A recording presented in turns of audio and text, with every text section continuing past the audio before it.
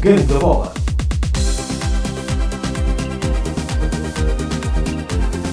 Bem-vindos ao Gangue da Bola, o 33º episódio. Hoje estamos a gravar, como é habitual, para depois passarmos no YouTube, também nas rádios que nos acompanham desde o início, claro está, vamos disponibilizar também o áudio através do Podbean, para que possam ouvir em viagem, por exemplo, a nossa conversa.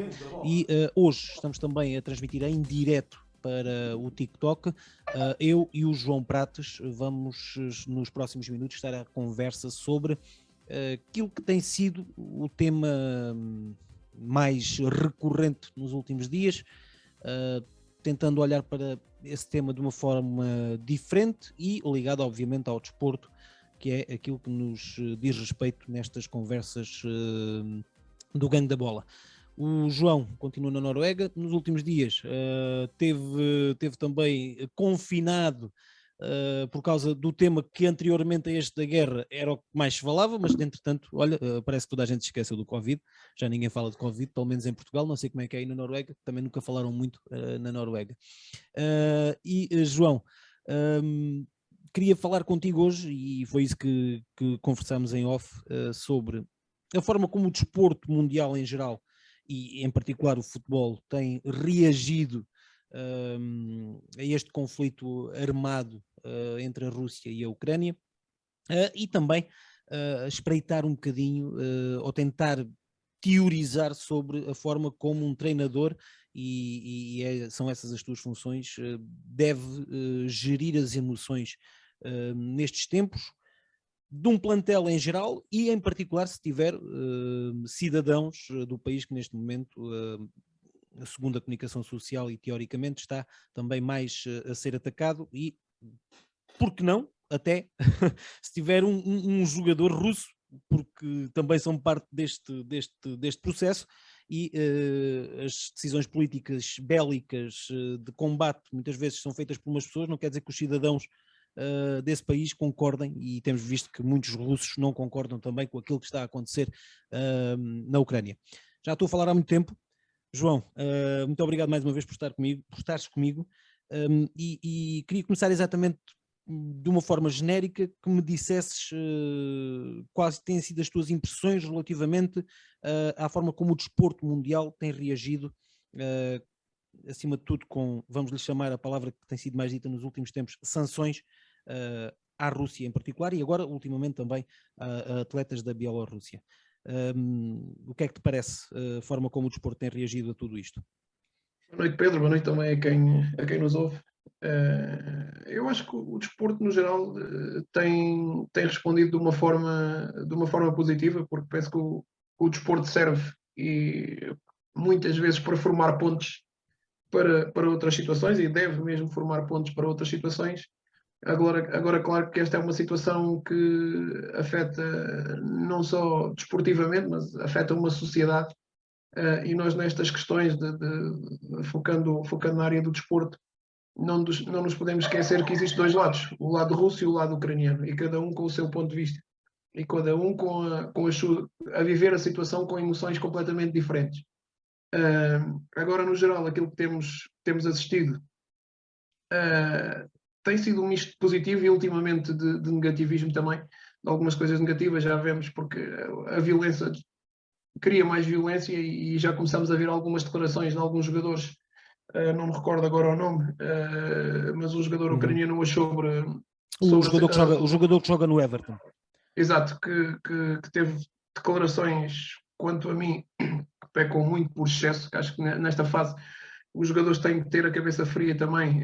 Entendemos que eles estão a viver isto com emoções, especialmente os jogadores ucranianos com familiares na Ucrânia, com a vida na Ucrânia. Acredito que vivam com emoções diferentes, mas neste momento eles estão fora do contexto de guerra. Portanto, acho que, pelo menos nas palavras, o dever é procurar que não haja mais atritos do que aqueles que já há, porque não precisamos de mais guerras, sejam verbais, sejam de outro tipo de situações. Agora, é uma situação claramente difícil, temos visto grandes atos de coragem. Estou-me a lembrar do treinador do Sheriff Tiraspol, que na semana passada esteve em Braga a discutir uma eliminatória da Liga Europa e que esta semana está na frente de combate. Portanto, são situações que são difíceis de gerir e que depois depende muito de cada um. Depende muito de como cada um de nós, neste caso os atletas, olham para aquilo que está a acontecer e muitos certamente terão decisões para tomar, porque acredito que não seja fácil estar num país estrangeiro, neste caso Inglaterra ou noutro país, e ver aquilo que está a acontecer no seu país. E estamos a ver. Eu falei nesta situação do treinador do Xerife, mas há outros atletas, judocas, handballistas que deixaram os clubes, deixaram a sua atividade profissional para ir para uma frente de batalha. Um ex-atleta do Sporting de Taekwondo também. E tem acontecido muito, até um ex-campeão mundial de boxe, não sei se era campeão mundial, mas que sei que ganhou algumas medalhas olímpicas, que também foi para a frente de combate. São exemplos, não é? E são exemplos daquilo que todos nós somos, quer dizer, todos eles poderiam estar se calhar bem, mas estão neste momento a escolher de facto lutar pela liberdade da sua pátria e pela soberania daquilo que que supostamente a Ucrânia tem e deverá ter, e que por vários motivos parece que alguém lhe está a querer retirar. Eu não estou aqui, eu estou a tentar, não sei se já reparaste, não ter um lado, mas é difícil para mim não ter um lado, obviamente, até porque publicamente tenho assumido um lado, mas aqui quero olhar também um bocadinho porque os russos provavelmente estarão não a sofrer da mesma maneira que os ucranianos, mas de uma forma diferente também a sofrer com toda esta situação. São sofrimentos diferentes e nós acho que devemos ter o poder de nos encaixarmos nas duas cadeiras neste momento, que é o lado russo e o lado ucraniano. E já não vamos falar só de política, estamos a falar, no meu caso, estou a falar do povo, das pessoas. Não, estou a falar de pessoas, estou a falar de atletas, neste caso que é o nosso foco no programa, porque existe sempre duas cadeiras. E do lado do jogador ucraniano ou do atleta ucraniano, neste momento a situação, todos nós sabemos, é um país que está a ser invadido, com familiares em frente de combate, se calhar a maioria deles, os civis que também se estão a dedicar à causa, e do outro lado o lado russo, atletas russos que neste momento, por exemplo, se veem impedidos de competir, por exemplo, a nível de seleções, a nível de competições da Liga Europa. Eu acho que neste momento não há nada que não lhes tenha sido barrado. Portanto, eu acho que as sanções, que são aquilo que são, acaba por afetar, e toda esta situação acaba por afetar os dois lados. Se quisermos falar de uma forma mais aberta, claramente os ucranianos possivelmente terão a sofrer mais, porque estão a perder muitas vidas. O lado russo certamente também estará perdido, os soldados. Mas em termos desportivos, é aquilo que estamos a falar, também não é fácil para o atleta russo perder todo o seu envolvimento esportivo. E aqui é uma questão que eu realço, porque às vezes nós temos, nos últimos anos, temos muito medo das palavras, e a verdade é que a hipocrisia é aquilo que reina no mundo, principalmente na classe política, das élites políticas. E a verdade é que eu, ainda há pouco, recordei, na minha passagem para a Arábia, coincidiu com o início das construções do Mundial do Qatar. E as histórias que nós depois, passado alguns anos, começamos aqui a ouvir, eu comecei a ouvir precisamente no início da construção dos estádios. Portanto, nós queremos sancionar a Rússia, acabamos por sancionar as suas pessoas, os cidadãos. Mas depois temos a hipocrisia de ir jogar um Mundial com estádios com pessoas que ficaram lá de baixo. Portanto, acho que o mundo ou os grandes líderes têm que pensar, já não tenho grande confiança que eles pensem alguma coisa, porque o interesse é muito grande. Claro. Mas a verdade é que não se deve defender uma coisa para uma coisa e depois não defender a mesma coisa para uma coisa igual.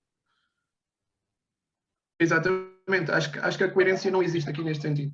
E consigo perceber e colocar-me dos dois lados facilmente, da angústia do jogador ucraniano pelas vidas que podem perder, e da angústia dos atletas, seja do futebol, seja de outra modalidade, por aquilo que lhe está a ser retirado sem eles terem a mínima culpa, e pelo que se tem visto, e com grande coragem, porque, como sabemos, a Rússia também não é um país onde é fácil falar ou ter uma opinião contra os líderes, e temos visto muita gente, não só atletas do desporto, mas também da sociedade, que estão contra esta guerra, porque eu penso que quem pensa um bocadinho é claramente contra qualquer guerra, não só esta, mas Contra todas, exatamente, não é só contra esta, não é? Exato, mas contra qualquer guerra.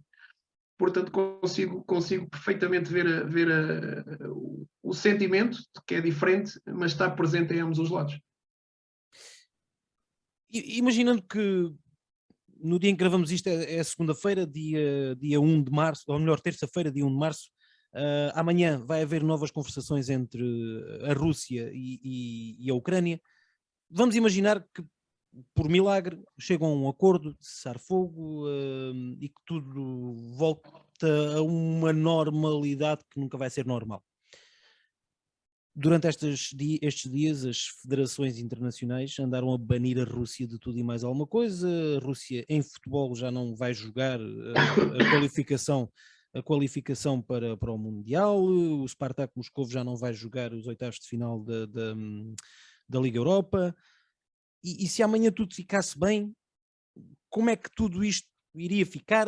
E com que sentimentos é que isto tudo iria avançar? Ou ficaria tudo na mesma, já que foram banidos, e é que isto das guerras vão e vêm, e depois quem cá fica é que se amanha, não é? Há uma coisa que nós nunca podemos esquecer neste tipo de situações, é as mágoas que ficam. Isto é muito simples, é aquela história de amarrotarmos um papel e depois queremos que a folha de papel volte ao normal, nunca mais volta. E aquilo que está a ser criado também neste momento é um ódio ao povo russo, que é aquele que menos tem culpa também desta situação que está a viver. E, portanto, estas situações vão se manter no tempo. Era bom que acontecesse, como estás a dizer, que a guerra parasse já amanhã. Agora, algo que nós sabemos que nunca vai ficar é as coisas da mesma forma. Portanto, vai ficar a mágoa, vai ficar, não digo algum ódio daquilo que aconteceu, porque houve muitas pessoas que perderam famílias. Portanto, tudo isso vai ficar, as coisas não vão continuar iguais. Agora, se houvesse, eu esperava, pelo menos a nível desportivo, se tiverem que dar sanções, que deem aos políticos, a nível desportivo, que voltassem a integrar a Federação Russa, neste caso, porque os seus atletas não têm nenhuma culpa daquilo que está a passar. Eu estou-me a recordar de logo uma das primeiras pessoas que eu vi reagir, logo no primeiro dia ou segundo, dos combates, foi o Lewandowski que se colocou ao lado até dos próprios colegas de equipe, de seleção neste caso, de que não iriam jogar, mesmo que a Federação, mesmo que a FIFA ou a UEFA não tivessem depois acabado por banir a Rússia, não queriam jogar contra a Rússia. Estes jogadores provavelmente não estão contra os jogadores da Rússia. Não, Eles acredito querem que não. marcar uma posição relativamente, da forma que podem, relativamente ao país que, neste caso, representa aquela seleção. Isto que está a acontecer é um bocadinho também aquilo que acontece no futebol em termos de estratégia. E a pressão neste momento é levar a Rússia, ou neste caso o seu presidente, a desistir de uma guerra. E o que se está a tentar fazer é claramente, quando há um boicote enorme a todas as modalidades, a tudo o que é russo, portanto, a pressão interna também dentro da própria Rússia, acredito que cresça muito. Nós temos multimilionários que estão arriscados a ficar sem a fortuna. Portanto, eu acredito que internamente, dentro da própria Rússia, a situação se começa a complicar para o presidente, para ele, na tentativa de o pressionar a tomar outra atitude. Eu acho que os jogadores não estão contra os jogadores russos, mas esta é uma situação que vai disputar outra situação, porque o jogador russo, e nós basta nos colocarmos, nós os dois, por exemplo, que estamos aqui na mesma situação, se eu te disser que não vou jogar contra ti no próximo jogo que tínhamos, porque tu fumas e eu não quero jogar contra quem fumo, eu tenho a certeza que tu não vais esquecer isto num próximo futuro, num futuro pelo menos recente. Portanto, estas coisas acabam por criar sempre, pelo menos neste momento, a possibilidade de haver mais atritos. Porque, e nós estamos a falar só da Rússia, mas basta ver, por exemplo, se pensarmos um bocadinho aquilo que se passa por exemplo, naquilo que foi a guerra Croácia, Jugoslávia, Sérvia, a rivalidade que existe entre ambos. E muitas vezes é preciso perceber a própria cultura e perceber as razões porque é que isso acontece. Portanto, eu penso que, por isso eu digo que muitas vezes o silêncio seria, se calhar, a palavra que nós devíamos olhar muito, usar mais, e neste caso os atletas que não são ou não têm o poder de decidir neste tipo de situações, porque do outro lado estão colegas iguais a eles envolvidos numa situação pelas quais não foram chamados. Também é verdade. Também é verdade. Diz-me uma coisa, que já não tem muito a ver com propriamente a guerra, mas a saída do Spartak Moscovo, por exemplo, da Liga Europa, faz com que o Leipzig fique a ganhar muito com isso. Eu não estou a dizer que foi o seu objetivo, obviamente, mas o Leipzig, imaginando que ganhava a Liga Europa, tem menos 2 jogos em cima das pernas na Liga Europa. E não está lá por mérito. E não está lá por mérito. Não estando o Spartak, não deveria ser substituído pela equipa que anteriormente jogou com o Spartak? Exatamente. Eu acho que, e muitas vezes, e eu aí sou muito crítico, acho que muitas vezes as pessoas que estão sentadas num gabinete a tomar decisões têm falta daquilo que é o conhecimento do que é a realidade ou a vivência, neste caso do desporto. E este tipo de decisões, se queríamos ir pelo lado da justiça, ou era a última equipa que jogou contra o Spartak, ou então não iria nenhuma. Isto é a minha opinião. Mas isso iria deixar sempre uma equipa sem adversário na próxima fase. Há sempre uma forma de encontrar a solução. Sim, está bem. Mas eu por acaso pensei neste assunto e pensei, já que o Spartak não vai, a última equipa que jogou com o Spartak se calhar deveria passar aos oitavos de final. Acho que falta muita coerência e muito poder de as pessoas que tomam a decisão, que estão fechadas nos gabinetes. Aliás, basta ver a decisão de banir a seleção russa do apuramento para o Mundial. Numa noite, a FIFA tinha decidido com todas as outras confederações que podiam participar, mas sem o nome da Rússia, sem o hino da Rússia, sem a bandeira da Rússia, e no dia a seguir, de manhã, já tinham decidido que eram banidos. Eu acho que muitas vezes... Vão ao sabor do vento, não é? Exatamente, mesmo na própria sociedade, nós acusamos os outros de ditadores, disto, daquilo, mas depois tomamos atitudes exatamente iguais. Mas temos a salvaguarda que nós estamos a tomar a atitude correta. Portanto,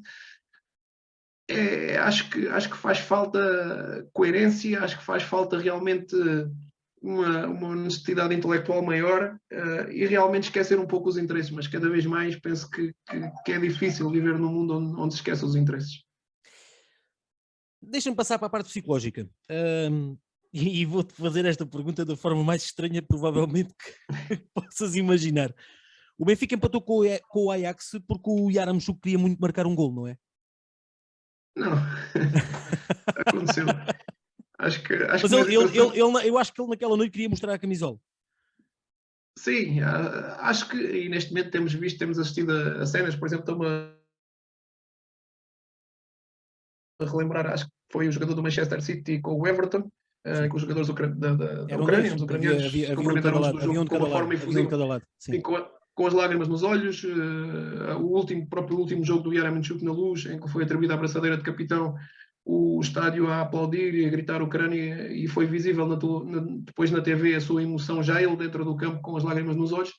Portanto, isto são situações que tocam e nesta fase que principalmente os atletas ucranianos estão a vivenciar, acho que este apoio é extremamente importante e aqui claro. Acho que qualquer treinador vai esquecer o rendimento, porque primeiro, antes do atleta, vem o homem. Mas deixa-me colocar-te a questão de outra maneira. Tudo isto, esta raiva de ver o que está a acontecer no país deles, não pode até ser um impulso para que no jogo ele dê um rendimento diferente? Depende de cada atleta. Aqui neste caso depende de cada homem, porque antes do atleta está o homem e temos situações em que possivelmente o atleta estará sem condições psicológicas para jogar e se calhar temos atletas que estão realmente, como tu estás a dizer, a querer entrar dentro do campo, a querer provar algo mais para marcar um golo, para mostrar a bandeira da Ucrânia, seja por diversos tipos de situações. E isso aí cabe ao jogador, ao treinador, neste caso, nesta fase, conseguir gerir este tipo de emoções que os atletas sentem, porque é tipo isto, é tipo montanha russa, aquilo que eles estão a sentir. E eu, sendo licenciado em psicologia, ou sendo treinador, se fosse treinador e tivesse na minha equipa um atleta ucraniano, certamente lhe daria apoio, e a primeira questão que lhe faria era se ele se queria continuar a treinar ou queria ir para casa e estar com a família, porque acho que nesta fase o futebol é das coisas que menos valor tem. Mas o teu jogador, se fosse para casa neste momento, era para ir lutar. Possivelmente. Para casa, no caso, ir para o país dele. Não, eu quando referia à casa é estar com a família. Casa sim, eu percebi agora.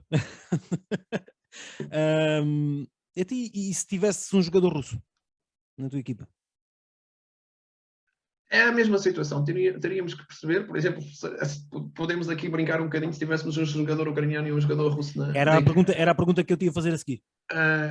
portanto, seria uma situação que eu acho que os atletas, e nós aqui também não nos podemos esquecer uma coisa muito importante, que é a cultura nestes países.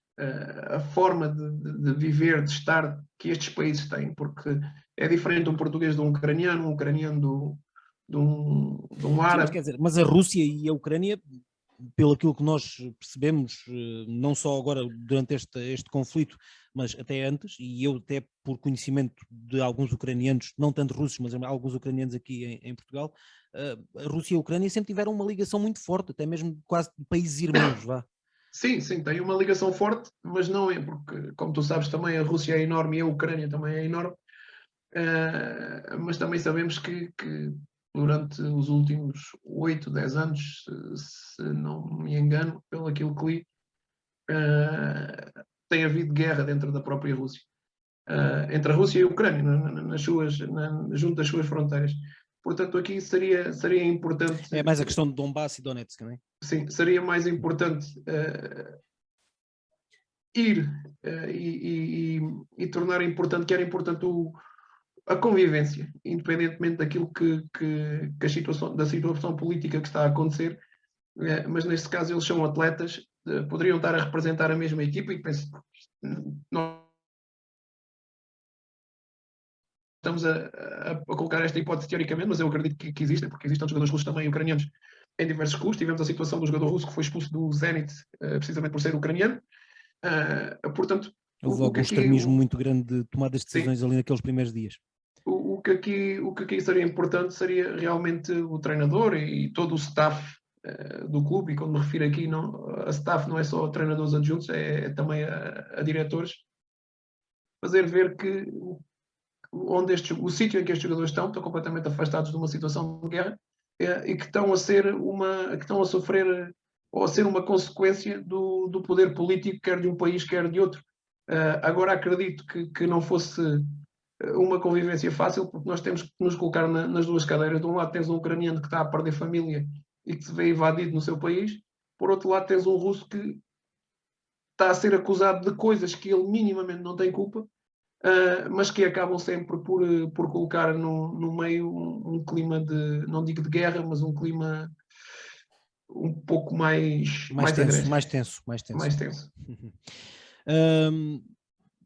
E não indo para casa para estar com a família, mantendo-se no plantel, a querer trabalhar, tem que haver um tratamento diferenciado desse jogador, sendo a escolha dele continuar a trabalhar e a jogar? Não digo daquilo dentro daquilo que é o processo de treino, as coisas vão continuar iguais. Agora depende do seu estado mental, do seu estado psicológico. É importante nesta fase dar-lhe apoio, sentir as suas necessidades. O rendimento aqui poderá não é aquilo que é mais importante, mas se o atleta quiser ficar, claro que acaba por ser também importante, e dentro daquilo que é o processo de treino, o atleta terá que ser tratado da mesma forma que já era. No processo que vem da parte exterior, claramente é um atleta que precisa de um suporte diferente, de um apoio diferente, não só ele, mas também a sua família.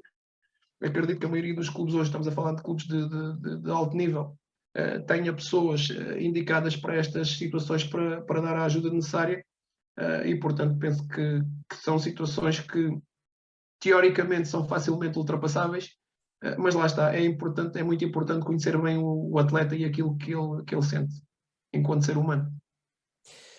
De clubes de alto nível, como de menor nível.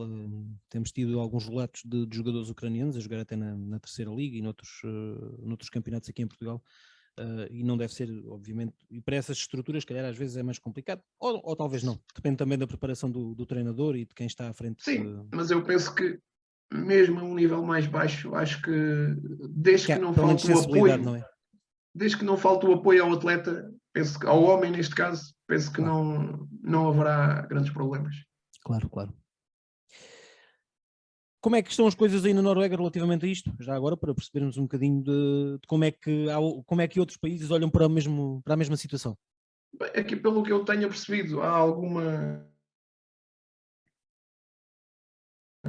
algum cuidado, mas não, pelo que eu sinto, está tudo calmo, até porque aqui, pelo menos, nós não estamos assim muito longe da Rússia, portanto, mas pelo que eu tenho percebido, as coisas estão calmas. Houve também alguma decisão, pelo que eu li, de retirar fundos de negócios, sobretudo de petróleo. Estão a haver algumas decisões inéditas quase aí nesse arco, Suécia, Finlândia, Noruega, que nunca tinham acontecido, até mesmo a Suíça, que normalmente se mantém neutra, está a tomar partido neste momento.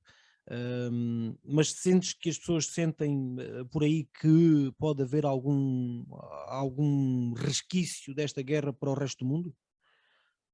Eu agora, como tu disseste há bocado, estive confinado em casa. Estiveste confinado, exatamente. As únicas conversas que tenho tido é através de mensagens, mas por aquilo que eu sinto, acho que as pessoas estão tranquilas. Aqui também as pessoas analisam as coisas de uma forma diferente. Também tivemos a situação do Covid, em que são mais frios a fazer a sua análise, são mais tranquilos. São como o país, são frios. Sim, portanto penso que não há grande stress neste momento.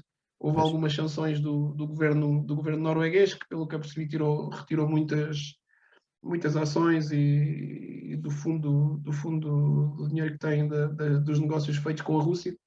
Portanto, penso que será um pouco na base da Europa também, do resto da Europa, de aplicar sanções. Muito bem. João, muito obrigado mais uma vez por teres conversado comigo e para falarmos sobre este tema, que eu acho que conseguimos o objetivo principal, que era olhar também de uma perspectiva um bocadinho diferente daquilo que vamos vendo a toda a hora, 24 horas por dia na televisão, nas rádios e nos jornais. E olha, que isto se não for para menos, que não vá para mais, não é?